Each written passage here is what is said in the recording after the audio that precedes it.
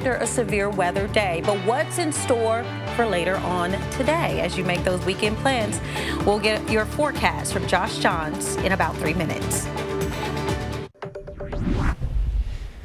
Well, good morning. It is a cloudy morning out there as you look at our Syntex Roof Systems camera in Harker Heights. Quiet, though, lower 60s. Remember, yesterday we were dealing with severe storms. This morning, not so much, but this afternoon could bring a return of them. Look at the radar replay from yesterday. We mentioned that if a thunderstorm was able to pop yesterday, that it would turn severe quickly. That's exactly what happened. You can see these storms rapidly fire out there towards parts of Coryell and western Bell, eastern Lampasas County. Then they split. One took to the north route, brought hail to parts of Coryell and into Bosque County, and the one took the south route. That's what brought that possible tornado that did look like it touched down, although we're awaiting confirmation from the National Weather Service there in Burnett County. Again, we were the only ones in town that had a view up into that tornado live on air during our 5 o'clock newscast. So just another way we're helping to keep you safe, as that could have rolled in to Bell County if it continued to move east. But instead, thankfully, it took that southerly jog. Unfortunately, that did bring parts of damage to parts of Burnett County and then hail to parts of Williamson County. But now, thankfully, things are much quieter. We also had that very heavy rain that fell across the Hearn area. That's where you had that bullseye of close to 6 to 7 inches of rain estimated by radar. Part of that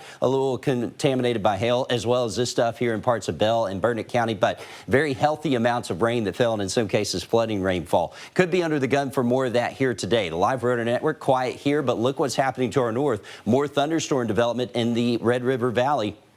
That's along a cold front that's pushing south. And so while the first part of the day will be quiet, that second part of the day will likely feature thunderstorms again.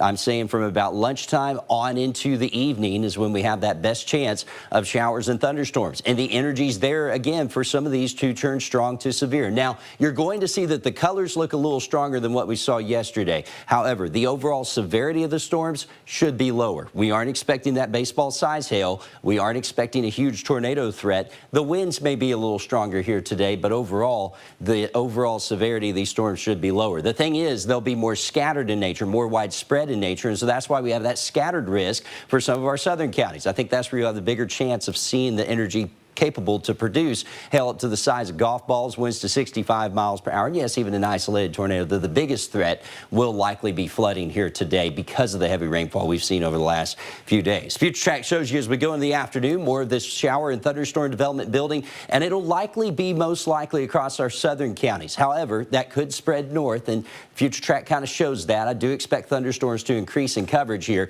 as we go through the afternoon into the evening hours. And again, some of these likely strong with hail, wind, and also flooding rainfall. Then we get into tomorrow, may have some lingering showers in the morning, but by afternoon, things are quieting out, and we're expecting temperatures in the 70s.